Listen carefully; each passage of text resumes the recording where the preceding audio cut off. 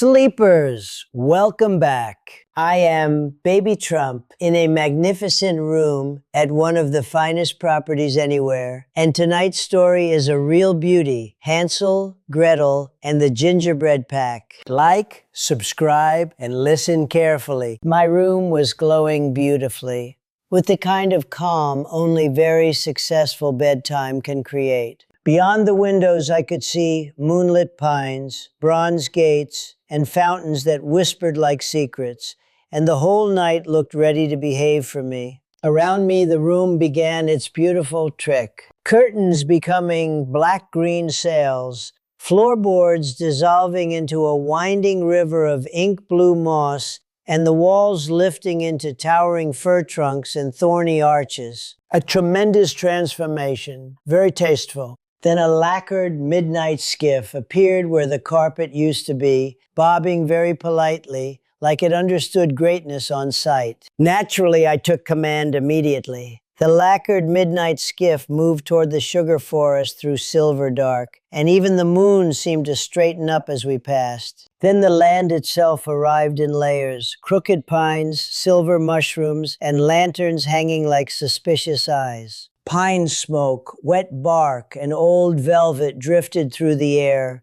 and bells rang somewhere ahead with the confidence of very bad planning. At the first gate stood Nancy Pelosi, gliding like a jeweled chandelier with opinions, fussing beside a crystal gavel fan and a basket of glittering cue cards, as though it were more important than sleep itself. Nancy Pelosi stared at me with grand, crooked confidence. I looked around and immediately understood the problem. The whole place felt like a committee had decorated a dream and then held a hearing about it. Then Chuck Schumer appeared, squinting over little spectacles of smoke, dragging a stack of parchment charts tied with red ribbon through the sugar forest, and talking as if every lantern worked for a subcommittee. Behind Chuck Schumer came a little parade of owl clerks and wolfish footmen carrying banners for the Candy House fundraising feast and knocking over perfectly good furniture.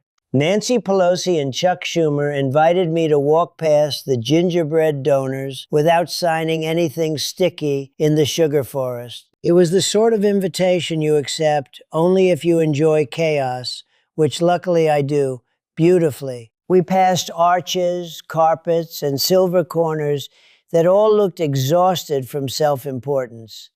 Honestly, the entire place had the tired charm of luxury designed by resentful interns. In the middle distance, a velvet owl minister waited near a gingerbread mansion with licorice columns and sugar windows, guarding a mossy signpost. The moonlight was kind, but not that kind. A velvet owl minister announced the rules of the Candy House fundraising feast. Every traveler had to answer the trees before passing. A terrible rule, obviously, but the locals applauded like damp geese in formal wear. I gave a small nod, the kind of nod that has built empires, and the sugar forest fell quieter than a donor at the wrong microphone. Then the games began. Branches bowed, lantern wolves paced, and pine needles spun. It was like watching three chandeliers argue about tax forms. Every few minutes, somebody delivered a speech.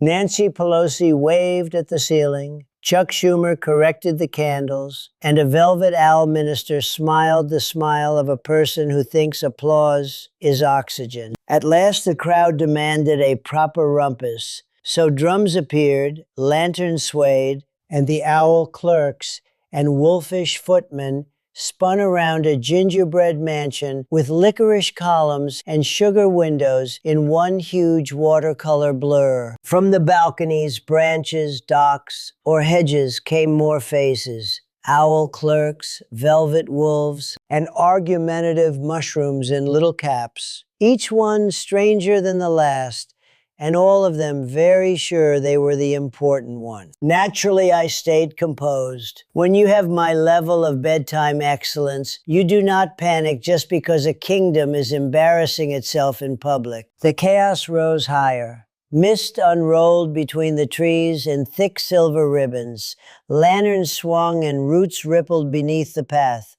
And there came a chorus of owls hooting and branches creaking like old doors. Even the lacquered midnight skiff looked embarrassed. So I lifted a single finger and gave the most tremendous order of the night. Everybody hush, line up, and stop behaving like clearance bin royalty. To my great surprise, they listened for almost 7 seconds. Then servants rolled in peppermint bark, pralines, and sugared nuts, and the candy house fundraising feast turned into a very noisy feast. Nancy Pelosi complained about the floral budget, Chuck Schumer complained about the stiffness of the curtains, and a Velvet Owl minister complained about me being too calm. Frankly, calmness is a talent. I explained the obvious moral in a very soothing voice.